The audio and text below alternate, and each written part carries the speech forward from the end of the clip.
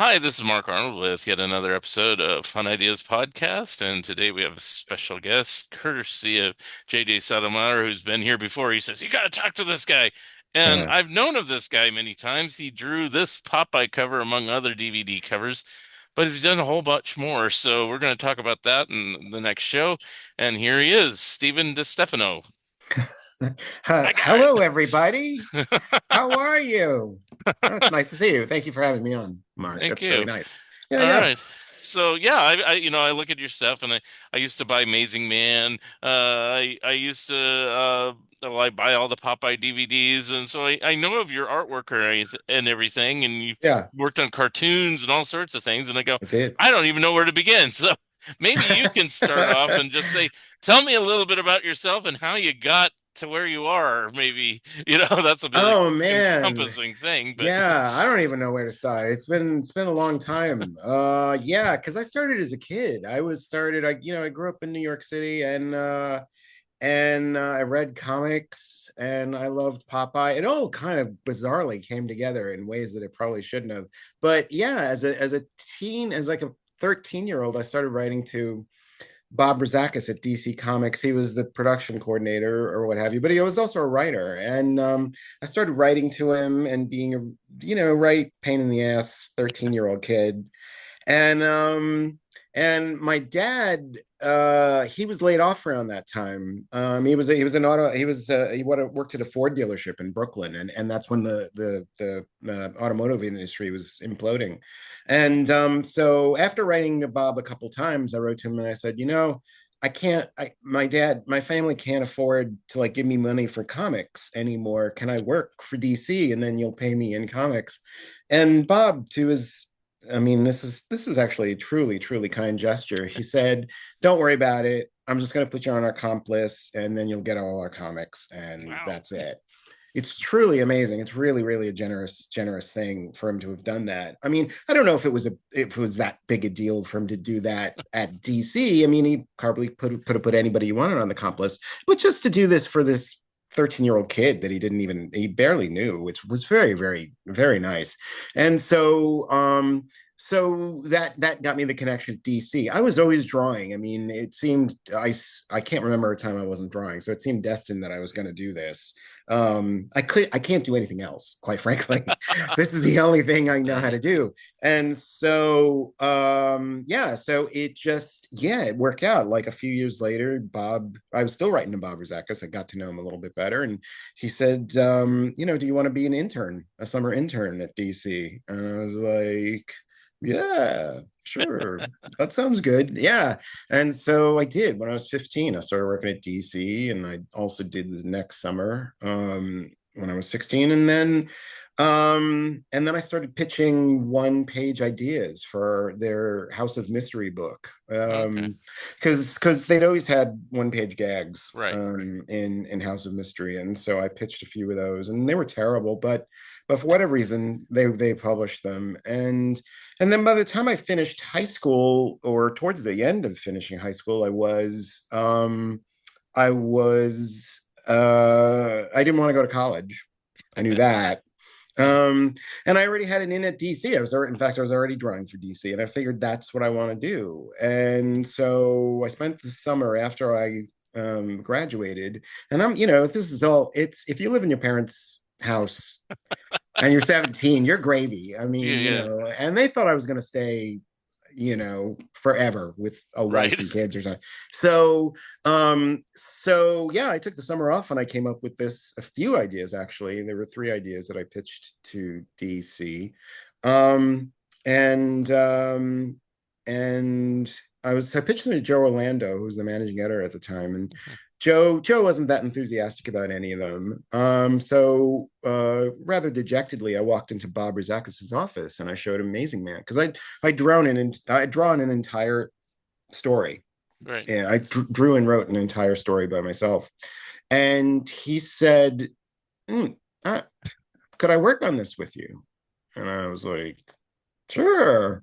And so that was pretty much the start. That was pretty well the start. Bob, and it never occurred to me that Bob. Joe Orlando had already rejected it. There's no reason for DC to have bought it. I thought they bought it because, like, oh man, they obviously saw the error of their ways. This is so good. It's, Bob was the production manager. He was an executive. They what are they going to turn it down? Say no? So, Yeah. and by that point, actually, I think Dick Giordano was Joe had been moved up. Dick Giordano came in as the managing editor, and Dick had a little more freewheeling, I think, idea of what DC Comics could be, and Hmm. so I think it was actually Dick that greenlit Amazing Man, and so I was often drawing from there and pretty much learning as I drew. I mean, every page was like an education to me because I didn't have Hmm. any formal art training. Okay. I just taught myself on the fly. I was really lucky. Hmm. Is that Amazing Man your normal style? I mean, I don't know what your style would be even. So I mean, Yeah, well, it's a good question because I'm not really sure what my style would be. I happen to. I mean, I've always been a bit of a chameleon, and the way I learned to draw really was by drawing like other people. That's how I learned to draw. And when I drew Amazing Man, I was a teenager, and I thought like I could draw humor, but it looks like John Byrne. Well, first of all, it didn't look anything like John Byrne, and it was pretty inept because I was a teenager and I didn't really know what I was doing. But then I started to incorporate, and then the editor, Alan Gold of the original series, was like, "Why don't you look at Carl Barks?" And then a little of Carl Barks started creeping into my Mhm. style. So that's how I learned it. It was all just like and taking bits and pieces of things that I started to really like and appreciate, and then it became, and then to this day, I mean, my style is all kind of based on that. I think at this point I do sort of have a style. I don't know if I do for animation when I draw for animation, but Mhm. and sometimes I think I do, and that's not a good thing because you should be styleless in Yeah. animation. But at the same time, I also think like, no, I mean, I'm not a machine, Yeah. I'm a human being. I should have a style. If people can tell I designed a certain episode or whatever it is, that's good. That's cool. Yeah. It kind of, makes it individuates stuff, which is neat, Right. personalizes stuff. So yeah, I don't know. Yeah, at this point, I do have a sort of a style. It's for my own comics. It's kind of a weird amalgam of Henry Boltnoff is never too far from my thinking. Yeah. Who, I think is just a great cartoonist, and there's a kind of a ubiquitousness about his work that it's not super boring, but Mhm. it's very clean. And I think Mhm. about that. And there's a lot of other things mixed in with it too. But Yeah. but Henry Boltnoff is the thing that I kind of aspire to when I draw Mm. for myself. Okay. Yeah, Yeah. So when I saw Amazing Man on the stands, I bought them all, and even the specials and everything else because I think it only lasted 13 issues or it something. did. Yeah, yeah. Typical of anything I buy, it lasts 13 issues, so I was already prepared. Oh wow. It Ambush was you that bug, killed it. Dennis the Menace, whatever. It's Right. like Yeah. uh, you know. Anyway, but I did find it different, very different than anything else they were publishing. I was kind of shocked that DC was publishing it rather than one of the small indies or somebody else, just because, hey, it's like, so anytime an issue came out, I got it. So it's like, it Yeah. was great. So, Yeah. Yeah. Yeah. I'm still shocked. It makes no sense. I yeah. didn't, it didn't belong there. But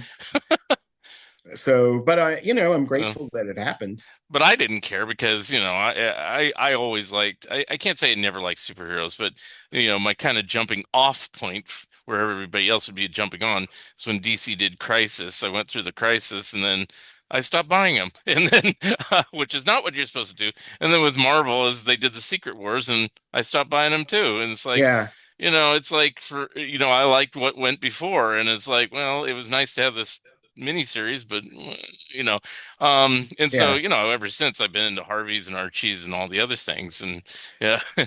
just Harveys and Archies, they don't age, yeah, I yeah, mean, they just stay perennially like awesome.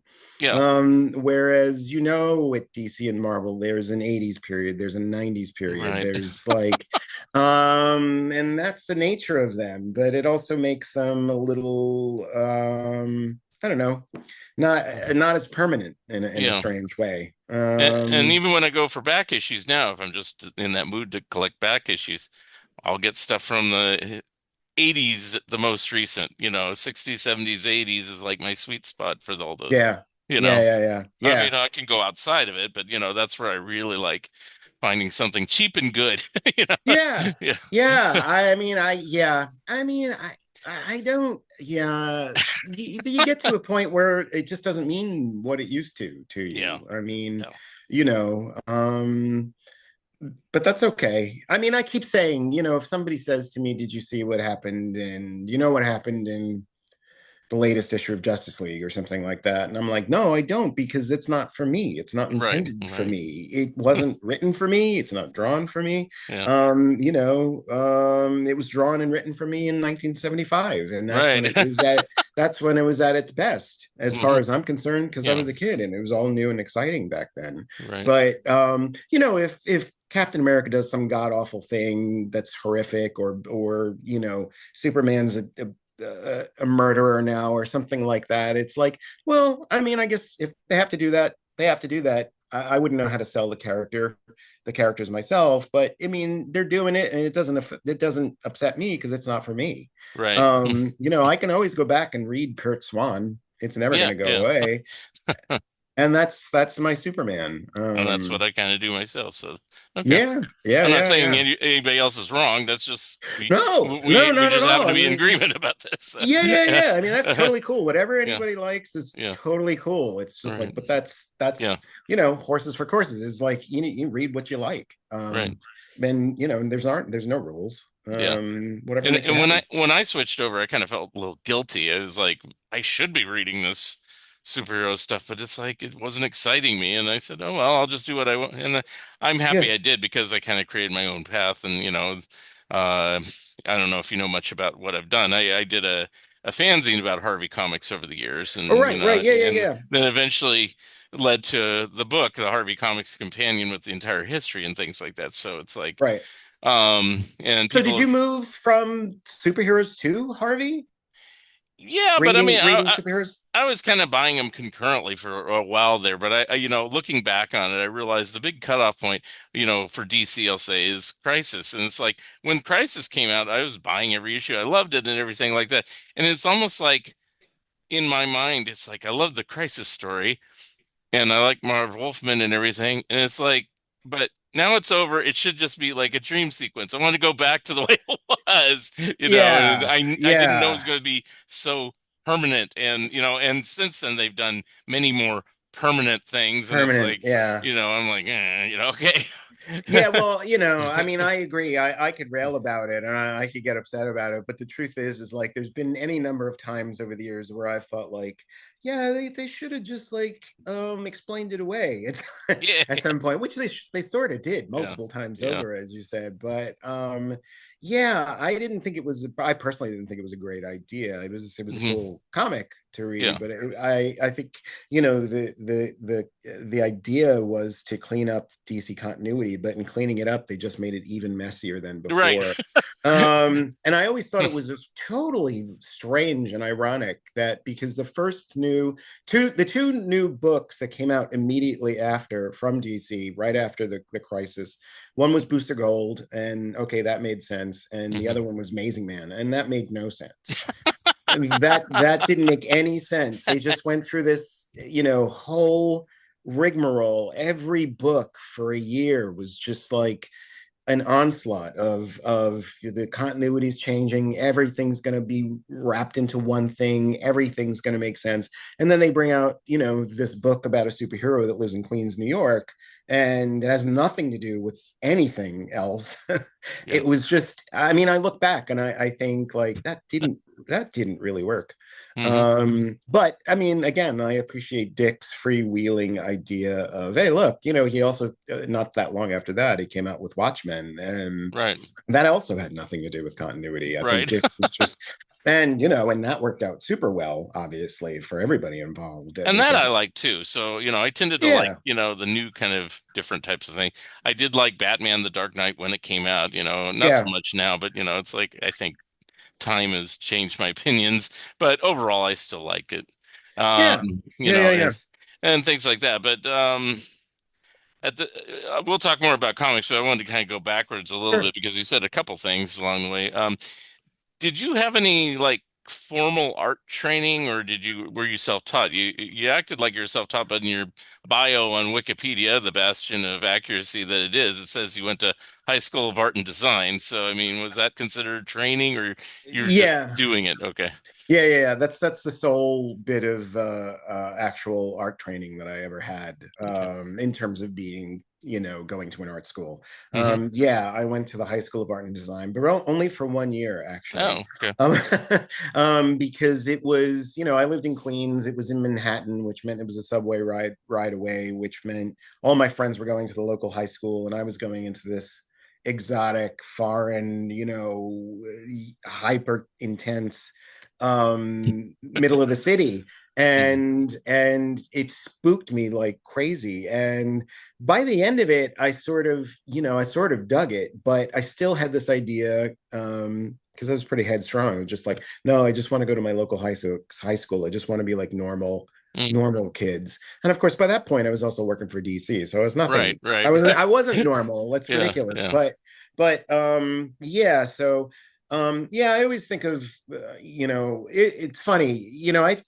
I think of my formal training. My formal training in my thinking seems to start the minute I start drawing Mickey Mouse. Mm, And Mickey Mouse was a revelation for me, because I didn't know up until that point. When I was drawing a character, I mean, artists always make fun of this when they describe how they draw, but hmm. I started with the nose and I worked my way out, and which is how a lot of kids draw. And then I got a job drawing Disney comics, and I never drawn Mickey before, and all of a sudden I was getting these model sheets, and I was getting instructionals on how to draw the Disney style, the Disney way, and basically all of animation is mainstream animation is based on that anyway. And so suddenly I understood shapes. Seems crazy now, but I understood shapes. Understood construction. I understood structure. Hmm. There's still, I mean, I posted on my blog like 1,000 years ago, but there's still an amazing instructional on how to draw Disney comics. Hmm. That was done for, I think, Western.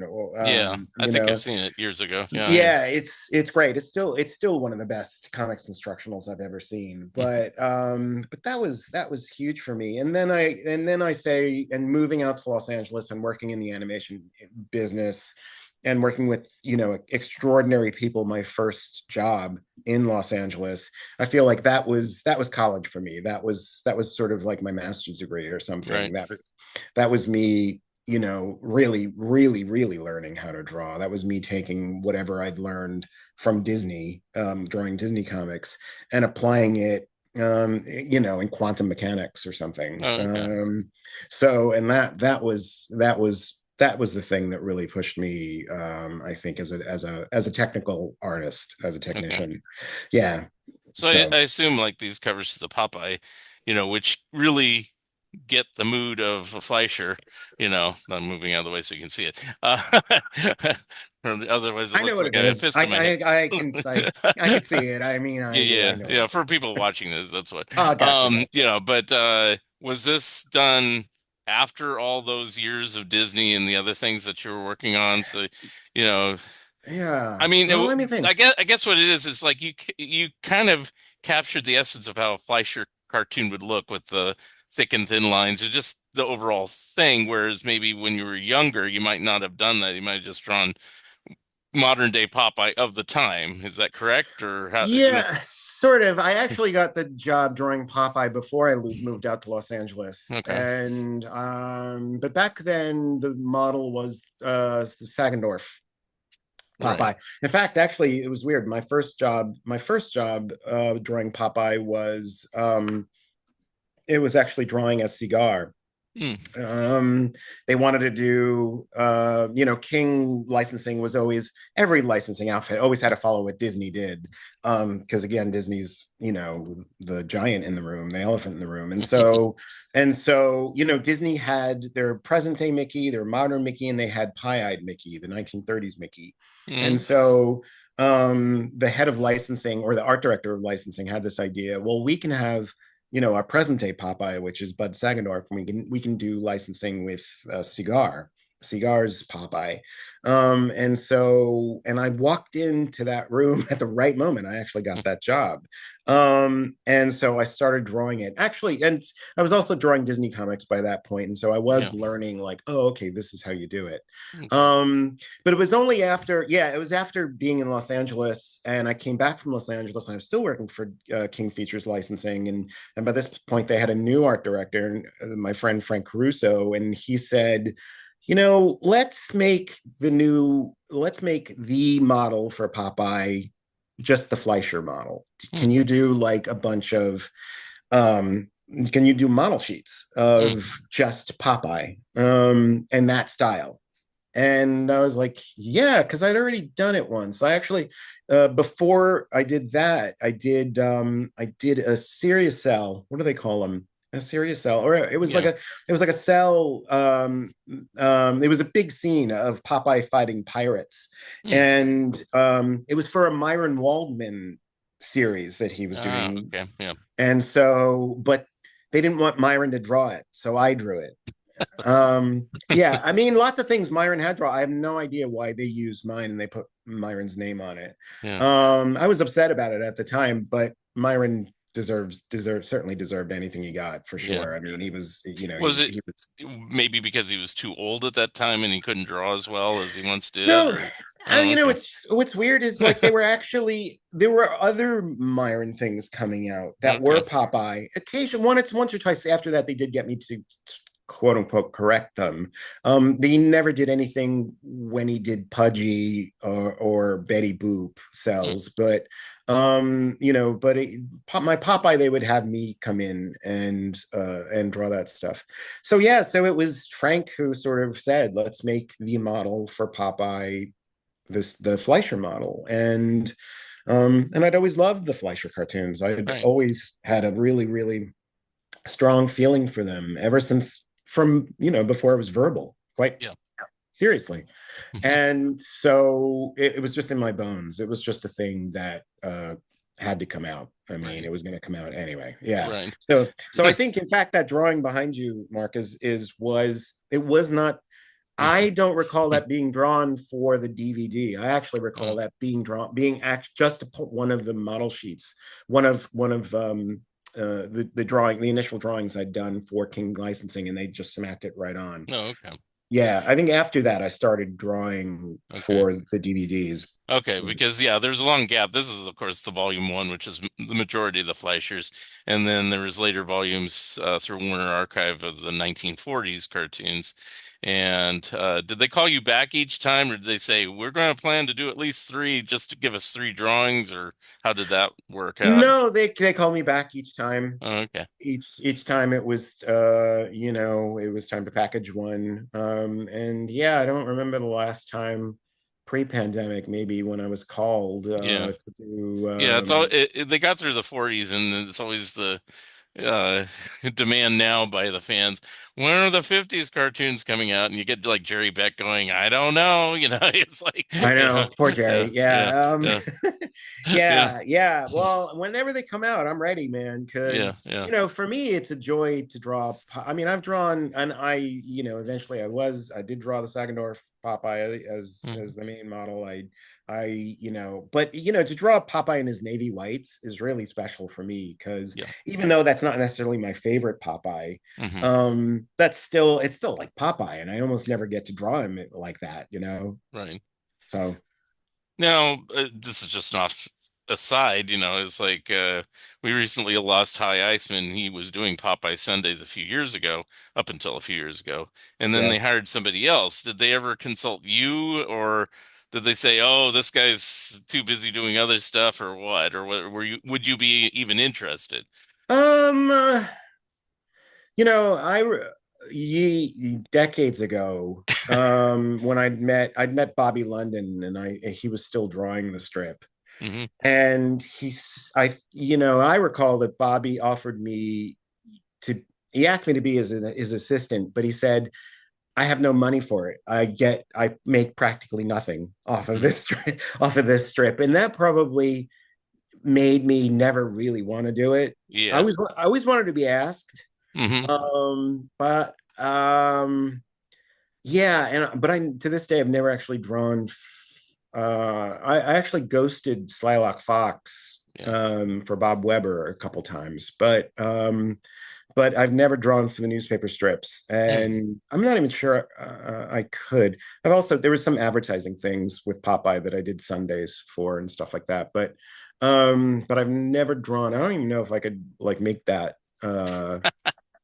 work. Yeah. Okay. It's such a restrictive format. Yeah. I forgot the gentleman's name who's doing it now. I could look it up, but everybody can look it up who's currently doing Popeyes. But Yeah. I thought, wow, I didn't think it's Steven for this. He's a better artist, But I don't mind his work. It just is yours is so spot on. It's like, it's like, wow. But Yeah. I mean, yeah. It's for me the saddest thing is like there was a big turnover at Hearst Holdings a few years ago. Maybe longer, much longer than a few years. I don't know how long. But eventually my friend Frank left, and there was just a huge turnover. Like, a lot of people were out at King Features, a lot of people who I'd known and worked for a long time. And so Mhm. I was like, you know what? And by that point, I'd drawn Popeye for 30 years. Mm, I think it's 35 years now. So I yeah. was like, you know what? They don't have to call me, and I don't have to. I'm good. I've Yeah. totally drawn Popeye. But every time it shows up, every time, still to this day, jobs do show up. I did the last thing I did was Boss Fight Studios came out with action figures of the Hmm. Popeye characters, so I drew all the packaging art because they asked, Yeah. and I was really happy to do that. So yeah, every once in a while, Popeye still comes up, which I do. I'm grateful for because I just love drawing the character. The funny thing about, I could not draw. Popeye was a completely mysterious character for me to draw as a kid. I Mm, couldn't figure him out. I could always ace in my head Mickey Mouse. You get all the circles right, the proportions right, you got Mickey yeah. Mouse. Not a Yeah. big deal. Bugs Bunny, I could never figure out, and to this day, even though Yeah. I've drawn him many times, I can't figure out Bugs. Bugs Bunny is very hard. Very I hard. kind of mastered Popeye. He's not as good as, you drew it, but I considered it a challenge because I read some little bio on Charles Schultz when I was a kid, and it says when he was a kid he drew a picture of Popeye, and I was a kid at the time. I said, Popeye, let's see if I can draw him, and so Yeah, I kind of made it my goal to draw him, and you that's know. cool. That's awesome. Yeah, if I'd seen that challenge, I just would have like crawled under the covers or something. I could not draw Popeye, but once I got the job, I kind of learned. And at this Yeah, point, Popeye comes out yeah, like, you yeah. know, Well, if you draw it much better than I can, so obviously you learned. well, I had a lot Yeah. of practice. Yeah. Uh, and there's a lot Now of luck. I will be jumping around a little bit, but another thing you said when you were doing your little intro, so you started at the House of Mystery and those type of titles and everything. Now, currently, I am co-author on a book that we're working on about Plop, which we are talking about the origins of Cain, Abel, and Eve because they and started in those mystery titles in the late '60s and stuff like that. Yeah. Interviewed Sergio Aragones and Dave Manak and few others that worked on those titles at the time. Did you work alongside any of them, or you post flop and kind of into the 80s, or where did you kind of fit in on all this? I'm definitely post plop. Okay. Although I do know Dave because Dave was an editor when I Yeah. first showed Yeah. up at DC. Yeah, that's what he told us. So I Yeah. know Dave, but I have not seen him in a long time or spoken to him. But I do know Dave. But excuse me, yeah. That was me. I was after that. I was basically slightly pre and then post crisis. Yeah. Okay. That was Yeah, me. because we do talk about that because that original series kept going into the mid 80s, and then we kind of stop where it becomes Elvira's House of Mystery because that kind of changed the tone of everything. everything. So. Yeah, that was yeah, that's And not I canon. think DC in later years, you can correct me if I'm wrong, but they kind of abandoned those one-page filler gag strips that they used to have so prominently all the way back to the beginning, it seemed like. And then after Yeah. that, they said, we could put more advertising here or something, you know. Yeah, yeah, yeah. I don't know. Nobody's asked me for a gag in Yeah, yeah, decades. So yeah. so it's all okay. I Mm, don't hold any grudges. okay. Yeah. Now, also on this Wikipedia thing, it has long listing of your animation credits, has a long listing of all your comic book credits. Um, were you working in both industries concurrently, or did you have a finite, this is my comic book period, and then this is my animation period? And how did it transition, if that's the case? It wasn't so the lines weren't so clearly drawn necessarily. Because even as I moved to Los Angeles to work at Nickelodeon, it wasn't even Nickelodeon back then. It was but it was on the Ren and Stimpy show. We were still my friends and I were still pushing for a comic book called Instant Piano. And that eventually got published by Dark Horse. And every once in a while I would do a comic book story. There it is. Yeah.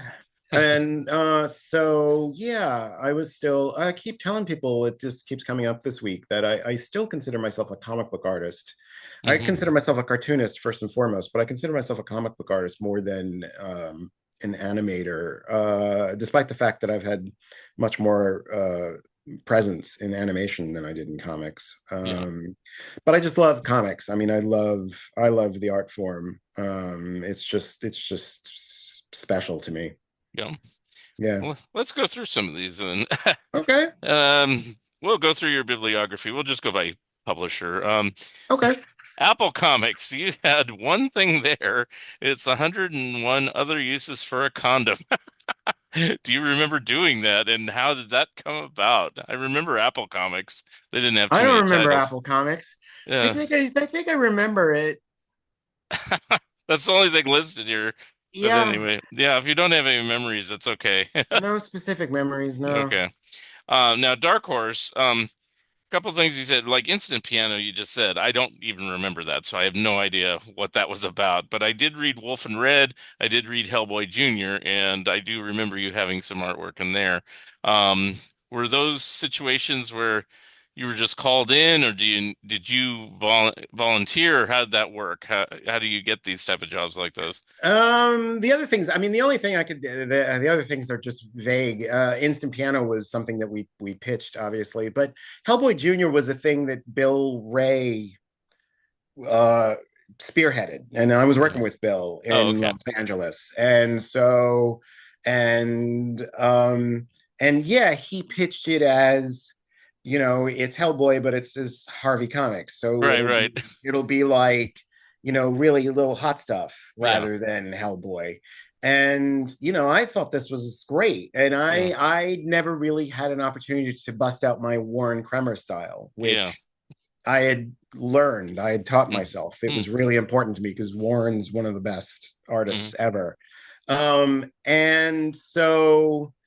And yeah, so what did I draw? Wheezy the Sick Little Witch, I think. Okay, yeah. And I was gonna say, yeah, I don't think you did huge retarded duck. That's the other thing I I remember. did draw that. Oh, you Yeah, did? Okay. I thought I I did thought draw Bill that. kind of took No, Bill, proprietary on no, that a I'm little gonna, bit. I'm gonna, I'm gonna throw that at Bill's feet, but I drew it. I mean, Oh, Bill okay. wrote it, Bill came Okay. up with it. Okay. It was Bill's, but I drew it, and I Okay. All I right. think I was really happy with it. Yeah. Yeah, Yeah. yeah, not so PC No, but today, but eh, it was all in hey, good fun. as a Harvey fan, I loved it. And people always wonder, why do you like that stuff? I love when you parody stuff I love, because, whenever I'd see something in Mad or Cracked or whatever, if it was something that I loved, I go, let's see what they do with this. And it's like, we did a book recently on Crazy, and they, of course, had the cast for the dead baby where Oh, it right, shows his origin, how he had to kill his father and stuff like that with knives and right, pretty extreme stuff for nowadays, but when I was a kid, I ate it yeah, up, you totally, know. totally. Did you like Casper the Dead Baby. I mean, Oh the yeah, reason yeah, why I've jumped at that stuff is because I loved it so much. yeah, I mean, for me to get to draw like Warren Kremer, to draw Wheezy the Wicked Witch, or whatever her name yeah, was yeah, just like, was such a pleasure. I mean, yeah, it was really exciting to me. yeah. So I love that. Yeah. I was always hoping Harvey would come back. It has a couple times over the years, but I mean in full force, with everything and good artists, good writers and da da da. Hellboy Jr. kind of satiated that desire a little bit because I'm like, oh, here's something new that kind of is like Harvey's, and everything Yeah, like that. But yeah, I've interviewed people like Dan Perrin. He goes, oh, I wish they had the Harveys now, and other people like that. So it's like, yeah, yeah, I get yeah, it. yeah, yeah. You know. Yeah, or even like, just keep reprinting them or something. Yeah. But I don't know. I guess there's no audience. I guess they do it Yeah, I don't know. if there was money involved. I don't But know. yeah, Yeah. so Okay, the next big publisher, DC. Hey, and again, these are things that I bought and I didn't even think about it. It's like Billy Batson and the Magic of Shazam, the cartoons. I didn't Dexter's Laboratory. Well, were you doing the animation at the same time on some of these things, or um since you said I, Nickelodeon, or that was Hanna-Barbera, that was Cartoon Network. Sorry, yeah, I wrong mean, place. I was certainly in animation by that point, but no, Yeah. Dexter's Lab was a big one for me because Hmm. I'd never worked for Gendy Tartakovsky, who created Dexter, Hmm. and all my friends did, and so, but I drew a few issues of Dexter's Lab, and Gendy liked them a lot, and so when Gendy had a hole that he had to plug, he needed a character designer Hmm. on a new show, and all of his usual character designers were not available. He asked me to be his character designer, and because he always loved that issue, and so and I've been working for Gendy ever since. That was like 15 years ago, if not longer. No, 15 years ago maybe. So yeah, so that was a big one. That Okay. was, yeah, that's important. And you did Flintstones and the Jetsons. I remember that. Yes. I didn't necessarily read all the credits, so I didn't think. But then when I'm looking here, it's like I bought all this stuff. There you go. I bought every issue of Looney Tunes, but it says you did a couple issues here and there, so it's like I okay. did. Yep. Scooby-Doo, same thing. Scooby-Doo. Let's see what else we got. And I used to get the Who's Who things and stuff like that. Now, on that, were you just drawing like the Popeye one behind me poses and stuff like that, or were because it's not really a story and something like that. No, yeah, yeah, yeah. No, no. I got weird. I mean, aside from Amazing Man, which they wanted to put in the Who's Who, I the one character I absolutely begged for was a character called Mr. Terrific, Mm, who's a different character nowadays, but back then he was just like the loser character of the DC universe, and I begged to draw him. I drew Dr. Psycho, I think, mm. a Wonder Woman villain, but those are the three things I drew for Who's Who. Mm. Got it. Okay. Yeah, And then I remember these well too. All those Paradox Press books, Big Book of yeah. this, Big Book, well, Bad, Little Criminals, Scandal, Urban Legends, and Vice. I mean, were those kind of like how did those come about? Are they like a jam or something like that? I mean, they were all different artists or something. It Uh, was, yeah, yeah. Andy Helfer was the managing editor of Paradox Press at that point, and I think it was the Andy's idea to come up with these. It's like tabloid, Star Magazine, but in terms of comics, and we'll get all this folklore that we could do one pages or two pages of, and we'll get all these, this all-star cast or whatever of comic book luminaries. And so, and I knew Andy pretty well back then, and I got to drew those. Some of those I actually still remember fondly. Like, I didn't suck at that yeah, point. yeah. So I kind of liked them. And I I still see actually them drew. in stores. So yeah, it's not. Yeah, yeah. I don't know if they're in print, but I still see them around. So you know, Well, I mean, it could be because there's just a lot of copies left over, and yeah, they're switching hands. I don't yeah, know. yeah. Yeah, but yeah, yeah. I drew a number of those actually. I drew Hmm. like at least, I think, four. Yeah, it shows 5 here, but Oh, hey, okay. There's yeah, one yeah, I'm not counting. That's yeah, that's yeah. amazing. That's interesting.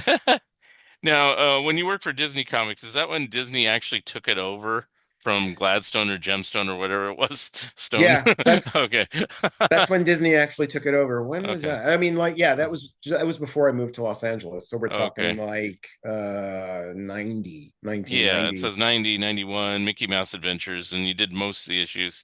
Not all of them, but and No, yeah, I and think I then some stopped. Disney Adventures, also the little pocket size, I did those. things too. And it Yeah. seemed like everybody did that at some point or another, but Yeah. yeah. I mean, I loved it. I like drawing for Disney. Hmm. I always thought that was great. I love drawing Disney comics. That was great. Hmm. Um, Now, how did you get hired for that since Disney kind of had that shuffle on their comic books? So where did you come in the thing? Because I know like oh shoot, he just passed away, the guy that did mooses and all that stuff. I can't think of oh yeah, Bob Foster. Bob Foster. Thank you. I'm sorry, I missed his Bob name. Yeah, Foster. yeah. And was he doing the hiring back then, or is he out of the picture at that point? No, no, no, Okay. no. So I assume so. I got a guy named David Seidman. It Oh, okay. I know was him going too. to be the editor of Mickey, and so I think I got a call from him. Although Len Wein was their managing editor, and Marv Wolfman was also involved in Disney Comics, and they certainly knew me from back in the old days when I was a creepy teenager at DC Comics.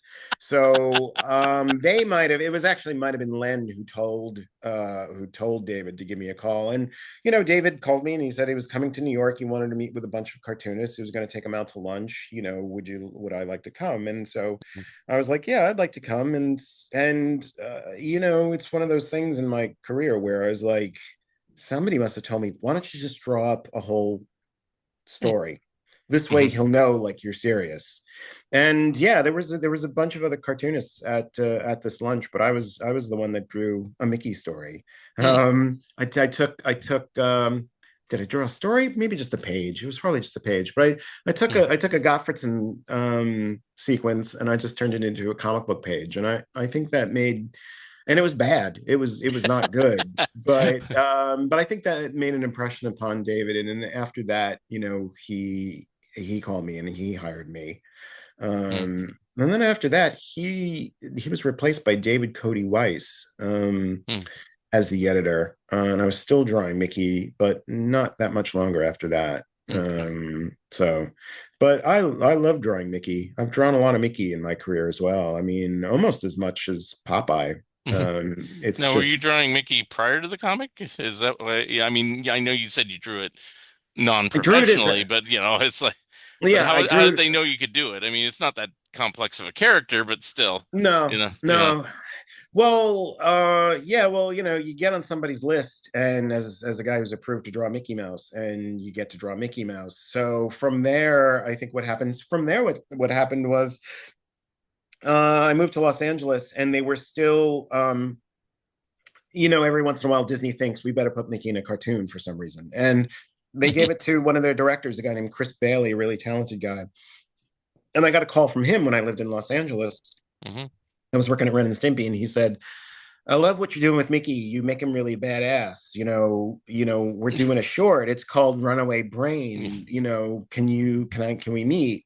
Yeah. And so I started doing like little, and they thought maybe there might be a series in it, a series of Hmm. shorts, actually. I don't think it was intended for a series for TV at that point. Hmm. And so I was doing like story ideas for a while, just freelance. And so that put me on the Mickey list. I did some stuff for licensing in New York at that point. I did a couple magazine things. Hmm. And because of all that, eventually, when Paul Rudish created Mickey's shorts back in whatever it was, 10 years ago Hmm. or less, probably. And I was in Los Angeles and I was trying to drum up some work. And I was visiting my friend at Disney, and there was Paul Rudish. I don't even think I met Paul at that point, but I was like, I drew Mickey Mouse. Not for nothing. Not for nothing, Paul. I actually drew real Mickey Mouse. And so that also got me. And I did some Gottfredson takeoff for Disney Adventures Hmm. Digest. that was fun. So yeah, I got a kind of reputation for drawing Mickey. I still, to me, to this day, Popeye you can fudge, and in a way, Popeye you should fudge. The great thing about the Fleischer animators is they were very freewheeling, and there were very little. The rules were what everybody sort of agreed upon and sitting next to each other or whatever. But Hmm. Disney had this ridiculously high standard of like this should all be lockstep, and we're all going to push each other, and we're all going to, it should look like Mickey Mouse in every frame and all this kind of stuff. And that's amazing. But to this day, I think my Mickey's a little off, I don't, I think that's okay. Yeah. Yeah, I All mean, right.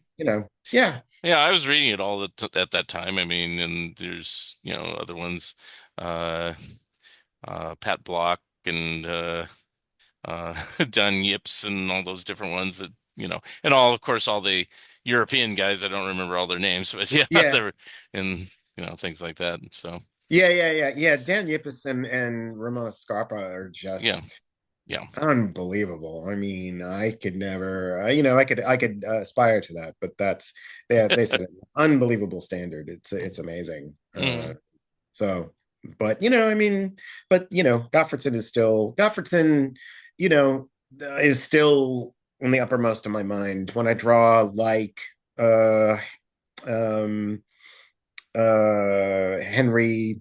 Oh, what did I said his name before? Henry Boltinoff. I'm okay. sort of channeling him, but I'm also doing my Floyd Gottfredson at the same time.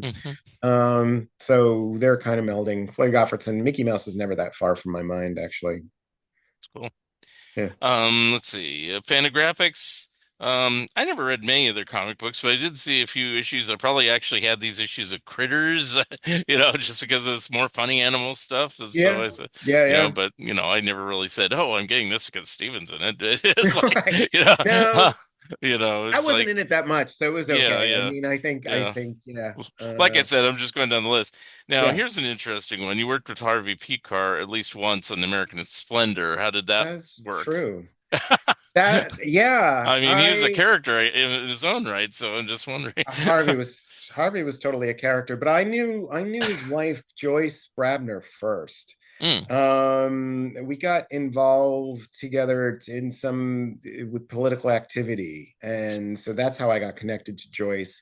And at some point, she and I was there. There was just a Robert Crumb event here last week because yeah. the book came out on him, and a bunch of us were there. And so I was just thinking about this because I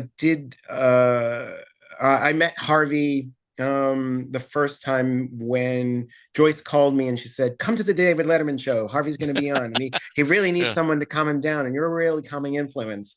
And I was there the time David threw him off. I was actually in the Ah, green room well, as I remember that. David threw Harvey Picard off, and Harvey was really happy. He thought that was great, which I thought was great, and he was a sweet guy. And Mm, so I think, to maybe it was Joyce, I don't know, maybe it was Harvey who thought like, well, this kid's a cartoonist, I should get him to draw something for me. mhm, I have this idea, let's make fun of Jules Pfeiffer doing the dance. Every spring he would do the dance to spring, and so I'm going to make fun of him, and why don't you draw it? And the thing that I still think of proudly, because I don't have any connection to R. Crumb.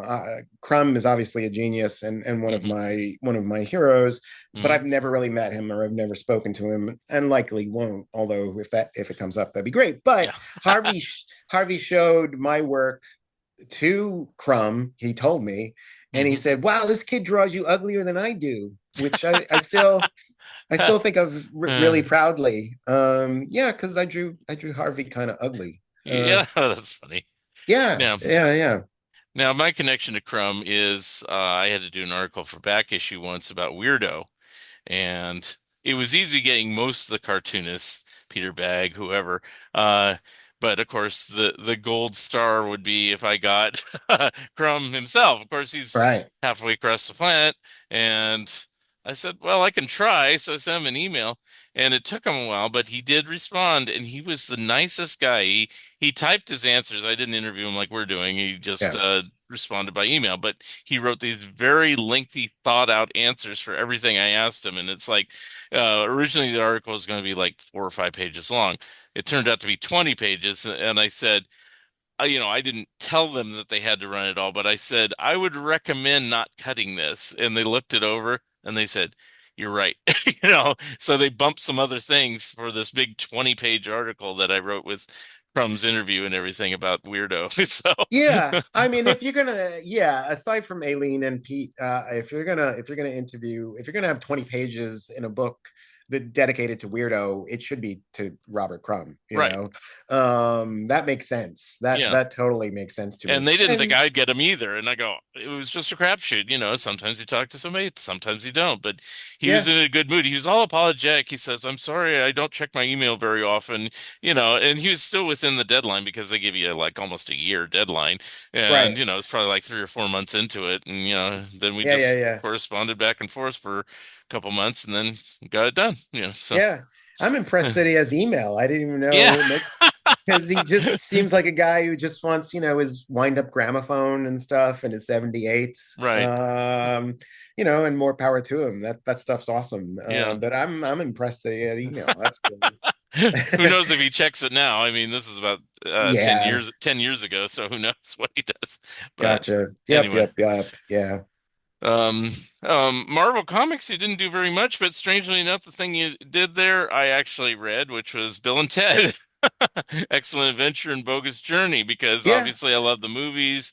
Um and said, "Oh, comic book tie-in. So let's get that." But Yeah. I didn't know you did it. I mean, if you quizzed me just now, well, what did Steven do for Marvel Comics? It wouldn't have been that. I would go, I don't know.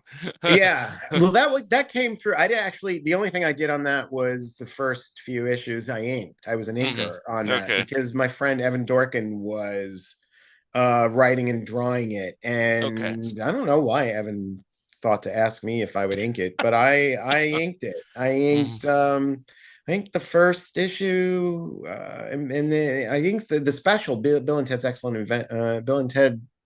Whatever the second movie was, that Focus was Journey. Yeah. Bogus Journey. I Yeah. inked the adaptation, and then maybe I did the first one or two issues of the regular book. It says three, so yeah. Oh, okay. But I I didn't think know you the did rest of both that one. adaptations, and if there's anything beyond the movies you didn't do for something like. Right. Yeah, yeah. And So. then they got Marie Severin to ink Evan after Hmm. that. And that's, I mean, I can't, I mean, Yeah. Marie is the best. So Hmm. yeah. So that's my I might have done one or two other things for Marvel. I know I did a Christmas card for them once, but yeah, Hmm. I didn't really Marvel didn't have any sense of humor back in those days. That's right. There I wasn't mean, that much I funny mean, the stuff. only other thing it says is Cage and Video Jack, and I don't know if I ever. Uh, Oh, Video Jack. Yeah, that was weird. That was because there was a point, man. I look back at this and I feel like I blew it. There was a point back, yeah, then that Keith Giffen really wanted to do me a solid. He wanted to me he I went to lunch with him and Andy Helfer once, and Keith's like, I don't want to write all the Justice League. I'm tired of this. And they had James DeMatteis cleaning up the Keith stuff, but he's like, we should get other people to come up with plots and lay this stuff out. And I think you could do it. Why don't you come up with a plot where Martian Manhunter takes Booster Gold and Blue Beetle to have a beer? Just go. And I went home and I didn't do anything hmm. ever. I did nothing. And that was a lost opportunity right there. But a few months after that, Keith calls me and he's like, I'm doing this Video Jack thing. I can't do the last issue, or we're having fill-in artists do it. And so yeah, so I drew, what does it say? Issue 4 and 6, Yeah, I 1988. yeah, I Hmm. drew a piece of issue 4, and I think I drew the entire issue of issue 6, which was the last one, Yeah. which is crazy. The idea of me working with um with Archie Goodwin just makes no sense because Archie is a legendary guy, and I don't I just can't see that. Right. But Archie was the editor, Hmm. and so that's what I did. And I'd forgotten that. Yeah, Hmm. Cage was Gendy. Cage is really Gendy. Hmm. You know, Gendy is great to work for because he grew up. He's slightly younger than me, but I know, you know, every time he puts a comic book reference in it, I'm like, oh, that's the Micronauts. And he's Yeah, like, okay. yes. Because, you know, I know superheroes comics, but a lot of people in animation don't, particularly Hmm. like the ones he'd be working with, where they're really into humor. So, but I'm like, oh, you're doing like your John Byrne thing here. And he's like, yeah. So, but he loved Luke Cage. He absolutely Yeah. loved Luke Cage. And so, yeah, he called me. I was working for him, and he's like, I got to do this thing. Will you ink it? And I'm like, yeah, sure, I'll ink Hmm. it. Because I wanted to, you know, bust out my inking chops, and I'm always ready to do that. And so, yeah, and so I inked Cage. Okay. It was 3 issues, Uh, Hold four on. issues, It is 4 issues. 4 issues. Yes, I inked 4 issues of it. All right. There's also something that's been in the can for like a few years. From Few Marvel or years just for uh Marvel that I don't know if it'll ever see the light of day, but we did that as well. But I- I'm surprised you didn't work on like What the or one of those things, but maybe you're heavy into animation during those years or something like that. Yeah, I know. Well, Bill Wright was drawing for what the I don't I was maybe it was before me. I don't know. I was Yeah. never asked. I was a little Yeah. hurt. Okay. Okay. My friend Hilary Barta did Yeah. amazing stuff on Yeah. it, and you know John Severin I think was in some of that stuff too. Yeah. It's Yeah. gorgeous. Yeah. It's really beautiful. But no, I think Hmm. I drew Forbush Man once. I drew Forbush Man for there was a birthday thing for Roy Thomas, Oh, okay. and somebody asked me to draw Forbush Man for it. Oh, okay. That was a thrill. That was exciting. I Yeah. was happy. Okay. Hmm. Yeah, yeah, All yeah, right. yeah. All right. Yeah, he was in Marvel Age, the news comic book. I don't know if you ever drew it for that. It didn't list No, that. It didn't list it, but anyway. no. Okay, the other one here, Oni Press. I haven't read much from them, but I did see this title and probably bought a few of them. Jingle Bell, which is Paul Dini's creation, and it's like, I didn't know you worked on that either. So it's like you Yeah, know, so yeah. Oh, I mean, I've been everywhere, man. yeah. I've drawn everything. Yeah. I've been everywhere. Yeah. I swear, I'm like what's that Tom Hanks character? What's he Life's like a box of chocolates? Oh yeah. You Yeah, I'm never like know what him. you're gonna get. Well, Yeah, I Forrest Gump. I mean, I was there when Todd McFarlane first met or Rob Zelig, Liefeld. Zelig is the other I'm like one like that. Zelig. Yeah, yeah. I'm totally like You're Zelig. there. Yeah, I worked on all these shows, these crazy shows. Hmm. Yeah, it's amazing. I marvel at all Now this stuff I've done. you also did SpongeBob. Now answer me this, because I don't know this. Was SpongeBob just Bongo in disguise, or was that really its own entity? I think SpongeBob was. I think it was both. I think Okay, it okay. was an imprint of Bongo. Okay, because I kind of thought that, but they kind of kept it very separate. And Yeah, they I didn't. knew a lot more people that actually worked on SpongeBob because it seemed like they were more open to wild, different styles and stuff like that, and gave a lot of people their first chance, even, that I Yeah, know. So, yeah. but I like No, that title, so you know. yeah. That's two things was Chris Duffy was the editor, and I'd been working with Chris for a while anyway, and Chris likes screwball things. He likes things that don't look like things, and but it was all up to Steve Hillenburg, the creator of SpongeBob. If he wanted it to be completely on model, the entire book would have had to be completely on model. But Mhm. as it was, Steve was like, no, let people draw however they want to draw, and they Yeah. can, if they want for a story, they can go completely off. And so Yeah. I was encouraged to just go completely off occasionally. You know, and once I think I even colored it because I just wanted to do something really weird. And then again, also I inked a bunch of people as well on there. Chris knew me as like a guy who was happy to be an inker. So I inked a bunch of stories for SpongeBob. Hmm. I was never really super strongly connected with the TV show, the production, but Yeah, I've that done was some my next stuff. question. I've done some stuff for them as well. I've done not anything really big or in any concentrated way, but occasionally Hmm. they needed storyboard cleanup or something like that, and so I did that kind of thing. Hmm. Um, and that had to be a little bit more on model. Yeah. But yeah, if I didn't have to draw on model, I was happy not to. So those are really goofy looking stories. Hmm. I Sure. like them. And even to the point where, like, I think that was when I was started initially drawing digitally. And Mm. back then, I didn't know really too much about drawing digitally, and I was drawing it like 12 DPI or something like that. Wow. And Chris got the pages, and he was That's like, fuzzy. "I can't use this." It's like, what happened? I don't know. I was just drawing comics. So 12 I TP. something like that, something ridiculously low.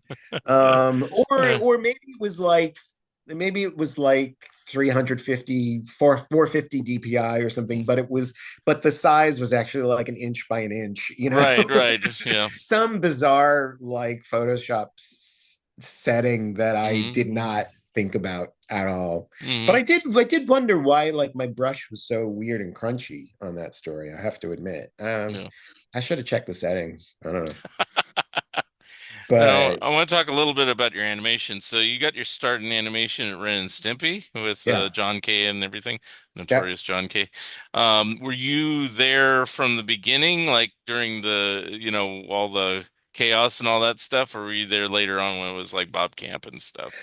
Both. I was not there from the beginning though. Okay. Bill Ray was there from the beginning, or Hmm. very, very, very close to the beginning. I got a call sometime after Ren and Stimpy had hit huge, and the first season, and that first season was pretty big. And I know it, even though I really wasn't watching cartoons back then. But I got a call from Bill, and I knew Bill from DC Comics. Hmm. And Bill called me, and he said, "Yeah, we're looking for storyboard artists here, and if you want to send your portfolio, I'll see that John gets to look at it." And so I did send a portfolio, and I thought that was exciting. I knew people keep asking me, why don't you do more comics? You can make a living in comics, right? And I'm like, no, not really. So I knew back then I was 25 and I was like, okay, comics are not going anywhere. Comics are not going to be a thing for me. If I want to do them as my art, that's great, but I'm not going to make a living at it. And I'd always loved animation. I just didn't know how to get into it. But by that point, I was drawing licensed characters. I was getting my feet wet drawing animation. And so I sent my stuff, and I had a strong feeling about it. Back then when you're young, you have a strong feeling when something big is going to happen. And I had a strong feeling that was going to work out. And sure enough, I got a call to move out to Los Angeles. And so that was for the second season, and it was still utter chaos, and it was still head trippy and really weird and kind of insane. Hmm. But and I quit. I actually quit after a while because it was kind of interesting. I did move out to be a storyboard artist, but when I got there, they were like, we don't need storyboard artists. We no storyboard artists. Hmm. Can you draw backgrounds?" And I was like, "Yeah." And I didn't, and then I became the background designer for the show. Yeah. And I thought that was great because I knew Maurice Noble and all these guys. The tradition of great background artists was a big one. I didn't realize, like, on that show, it was like lame to be a background designer. Nobody wanted to design backgrounds except for the painters, Bill Ray and stuff, because they love that stuff. But the guys, if you're a cartoonist, you want to draw the characters. Right. But yeah, so I mean, I went through a few phases. I was a background Hmm. designer, then I became a character layout designer, which I was terrible at. And then I went back to being a background designer, but I was working directly for John, and that wasn't comfortable for me. John was a little too intense for me. I didn't feel comfortable. Hmm. It just But I felt comfortable working for Bob Camp. So I was doing all the backgrounds for Bob Camp's cartoons he was directing under John. Yeah. And and John would be like, "Why are all Bob's cartoons done and you didn't do anything on my cartoon?" And I'd be like, "Oh shit!" And Yeah. so I just quit because I Yeah. couldn't I Yeah. couldn't stick it out. There were too many head trips. Mm, So I went back to drawing some comics, and I got some freelance and animation and all that kind of stuff. And then, mhm. before long, I was at another one of those weird dinners where it was actually a comic book dinner. It was Mark Evanier was sitting across from me. It was Dick Giordano's farewell, like, go round. He was like going to all the cities to have dinner with all the creators that were in that city to say goodbye or something. Mhm. And so I was sitting across from Steve Rude and Mark Evanier, and Mark Evanier said to me, he said, "You work on Ren and Stimpy?" I said, "I did. I don't work anymore." He said, "You know that they closed up Spumco today, right?" And I was like, "No, I didn't know that." And so, within a day or two, I got a call from Bob Camp to say, would I come back and be background designer there? And because I always worked well with Bob and I always liked Bob a lot. I felt comfortable with Bob. And I was like, yeah, I'll come back. That sounds fun. So, Yeah. and Well, I did. Yeah. Yeah. Yeah. okay. Yeah. Now, I'm not going to go through all 80 shows you've worked on over No, the I years, worked on a but lot of stuff. there's a couple I do want to ask about. So in '95, this is kind of a stylistic spin-off of Ren and Stimpy, is the Baby Huey show. Did you do much on that? It says you just did a storyboard, but I mean, I did you did a do more than? storyboard. Okay, so you didn't really work heavily with Bob Jake and all those people like that, or No, this was actually, and it's funny because by that point, Bob and Kelly Armstrong were not in charge of it. I don't know if they quit or if it was the second season or what, but by that point, a woman named Vicki Jensen, who you could find her IMDb. It's pretty impressive because she went on to direct movies for DreamWorks and stuff. She was put in charge, and I always got along well with Vicki. Vicky was an interesting person. She liked to put like rubber cement against her lips. I never met anybody like that. But other than that, she was a totally charming and perfectly normal person. And yeah, so Vicky called me and she said, "I'm doing Baby Huey. Would you like to do a board?" And I was like, "Yeah, sure." And so that was the only thing that I did. yeah, For, okay, for Bob Jakes, I did do Woody Woodpecker. okay. Um, yeah. Okay, yeah, it shows that on here. Another thing, and I'm only kind of curious about this just because I did a podcast interview myself for my Mad book recently, Stu's Show Stack, Stu's Show. But the book is about Batman, the new Batman adventures that were on in the '90s, and this Right. guy named Bob Miller wrote recently a 5-volume set. They're all 8.5 by 11 and about 2 inches thick Holy of shit. that series and the spin-offs and stuff like Batman Beyond and blah blah blah blah blah. Right. Were you interviewed for that, and how much did you work on that Batman show? I worked, I think I did three boards Okay. under Bruce Timm Okay. on Batman, on Superman, and on Batman Beyond. And Okay. that was about it. Okay. And yeah, I think they liked the way I drew. And I picked up a felt pen. So I was trying to do my Bruce Timm, but they didn't. I always had, my idea of superheroes cartoons is Space Ghost. Hmm. And things move left to right and they don't move in space and they don't animate too much and you show as little as possible, and that wasn't what they wanted to do at all, and they didn't like my boards, and I don't blame Oh. them. I just wasn't. I mean, my boards were okay, but they weren't what they were looking for. So I could Mm. draw it, but I couldn't tell it. Mm. So I didn't do too much for Bruce. Yeah. But yeah. Now Superman, it says you did animation. What was the story there? Unless that's incorrect, because like I said, Wikipedia, you know. That's got to be incorrect. I didn't do Okay. Yeah. animation. Maybe the things that I didn't get credited Yeah. for that crew was I designed some characters, but Yeah, it I says didn't. background key designer, storyboard artist, and it says animator on that, but it doesn't say that on Batman. So, okay, No, that might be wrong. uh, Okay, I didn't. Oh, that's a moving shock. moving on. You did it when you weren't remembering. Right, No, that's probably. yeah. Um, let's see. Yeah, different things on here. Ben 10 and stuff like that. I don't know. Scooby-Doo Mystery Incorporated. A lot of times you're just doing storyboards. Is that really what you're hired for, majority of these shows, um, rather than Probably. actual animation?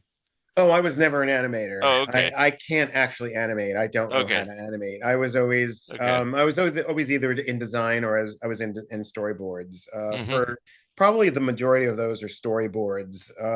Because for a very long time I was a storyboard artist, Okay. but it was actually after, the technology was changing. I did adapt to drawing digitally, but I didn't like the programs that you needed to use to draw storyboards, and I was getting pretty frustrated with it.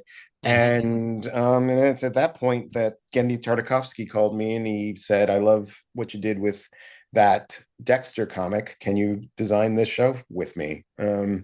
And that's when I became a character designer. Okay. And like I said, that was about 15 years ago. And I've been primarily known as a character designer since then. Okay. So, And that's for Hotel Transylvania, that type of stuff, or yeah. okay.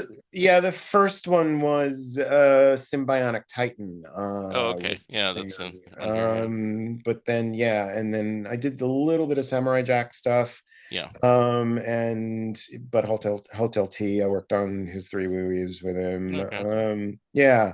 Okay. And Primal, and then Primal. Okay. Yeah.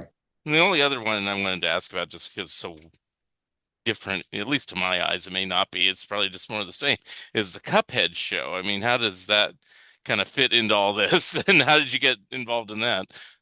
The Cuphead show, well, yeah, let's don't talk about the Cuphead show. Okay, no, No, that's fine. no, No, it just no, seems no, so no. different than the other stuff. I mean, everything else is Mickey Mouse, But Samurai Cuphead Jack, is Looney like, Tunes, okay, and right. Cuphead show, and then Cuphead's just an extension of anything Fleischer that I'd done, yeah, really. okay. And the director of the Cuphead show was a director on the Mickey shorts, Oh, okay. So and that's how it kind of everybody, ties in. Okay, now it yeah, makes sense. and Okay. everybody knew that I could draw Fleischer back Okay. then and still do. Okay. And I so mean, that's really what I was driving at. I was just kind of curious because it seemed kind of left field. Everything else is kind of this, and then you got that, yeah, now. And so yeah. I just wanted the connecting dots. So yeah. So Sure. Yeah, yeah. yeah. And No. I've since done a certain amount of licensing for the actual Cuphead people, the Mhm. owners of Cuphead, the creators of Cuphead, and so that's kind of exciting too. That's fun. All Um, right. they're fun characters to draw. Mm-hmm. Yeah. And one thing it says also, and then we'll kind of move on, is that you won the Outstanding Individual Achievement in Animation Emmy for character design on the Jendi Tartakovsky series Primal. Did you think you deserved that? No, I don't know. No, I mean, was that a Well, first of all, I surprise? should say No, was that that a surprise or anything like that? I, After all this years of work, and suddenly you get recognized for your talents. well, I should say that I actually won two Emmys. Oh, it only So says one here. it should say no, that's wrong because actually Yeah, for I can bring them over if you want me to. no, that's fine. I've seen it in. Just across the room. It's just somebody holding up a. Yeah, no. I mean, well, the I don't know if I deserved it or not. It was I don't know who else I was up against, Yeah. because not because I'm not impressed by their talents, but because Hmm. I just don't watch cartoons. But Hmm. so I don't know what else is out there, but I knew what I was doing for Gendy, and it was a nice surprise. That's the only thing I could say about it, because that was just as the pandemic started and things were just insane and everything was crazy and weird. And to get a call saying, that you'd won an Emmy was a really, really nice surprise. That was great. And then, yeah, the second Emmy I won was for another Gendy production called Unicorn Warriors Eternal. That's also very Fleischer-esque, by the Hmm. way, if anybody's interested in looking. And that was also a nice surprise. That was really because my girlfriend had just broken up with me, and then I got the call that, like, you won an Emmy, and I was like, oh, Yeah. that's nice. That's a Yeah. really great consolation prize. That's pretty good. It mentions So, that show. It just doesn't show that you won an Emmy on that one. But oh, time to update God, the old Wikipedia. There we what the go. hell? How could Wikipedia be We was wrong? robbed. This is yeah, really. They're cheating me out of my second Emmy. That's outrageous. Oh man, I'm so all right. Well, anyway, I have them. All right. Sounds good. Okay. That's all I know. That's All all I right. know. Well, thank you for indulging me on your career in this way. But um, what are you working on next, if you can disclose certain projects you're working on now? Um, so right now, I'm working on some personal projects. I'm working on my own stuff. Anytime there's a dip in between jobs, I had a graphic novel come out in 2010. It was supposed to be one of part two. Part two never came out, but that's not because I just didn't. I'm not. Wasn't working on it. Yeah. It's just because it took very, very long time, and so I'm nearly done with part two of Yeah. Okay. my graphic novel called Lucky in Love. This one Mhm. is going to be called Lucky for Life. That's almost done, and yeah, I got some surprise projects. I have a second graphic novel that I'm gonna start showing to people soon that I'm almost Mhm. done with, and so that's fun. So yeah, and so I'm trying to branch out. I just came up with a well, there's gonna be some surprises. I guess there's really nothing to say at the moment, but stay tuned. Okay. Any more Yeah. in animation at this time, or still working I with know Gendy, that or you don't know?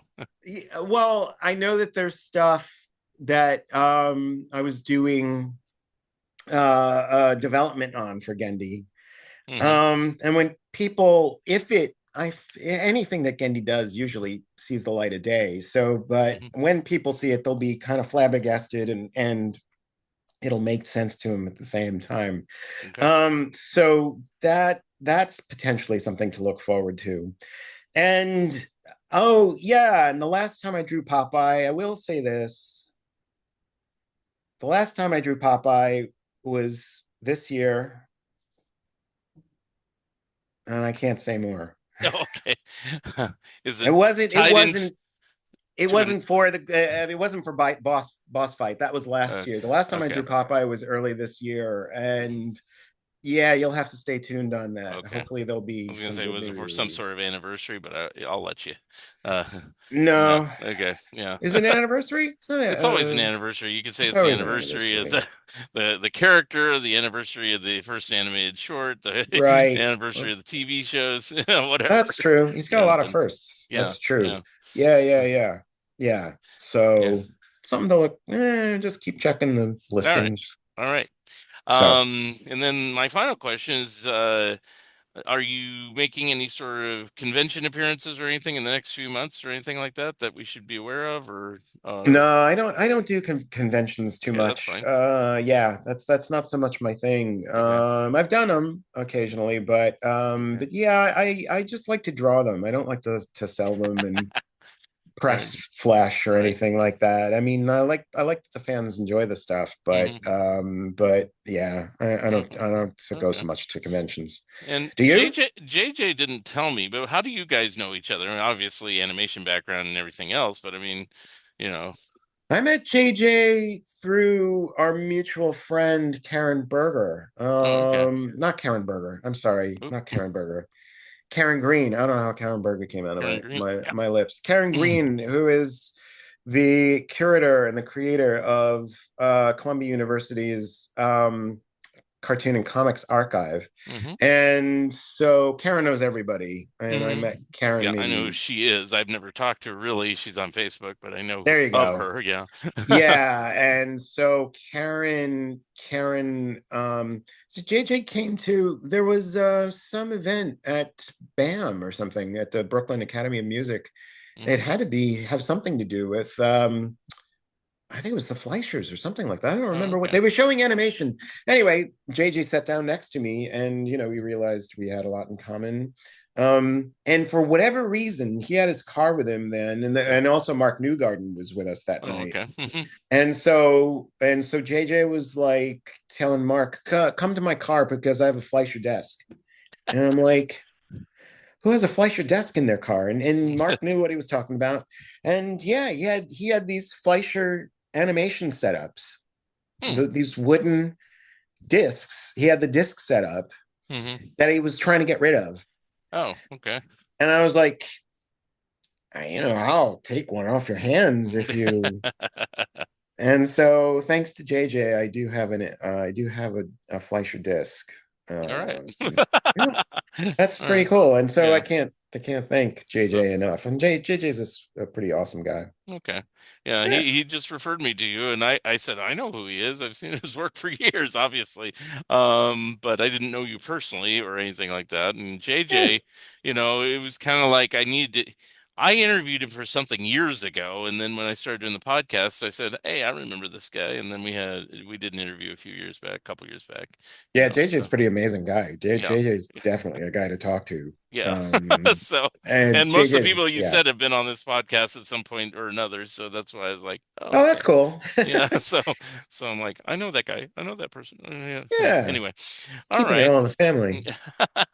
All right. Well, I appreciate your time here and answering my questions and everything on the Fun Sure. Ideas podcast. Yeah. And No, thanks for going through my Wikipedia resume. That was kind of cool. I'd well, I forgotten was about. originally going to just write some questions, and I'm like looking at this, like, there's a ton of stuff on here. I'll just print it out, and then I can just kind of God, ask things. I mean, it's pretty rare that I'm completely stymied by something. I mean, at this point, it's starting to happen, but I did not remember that condom thing.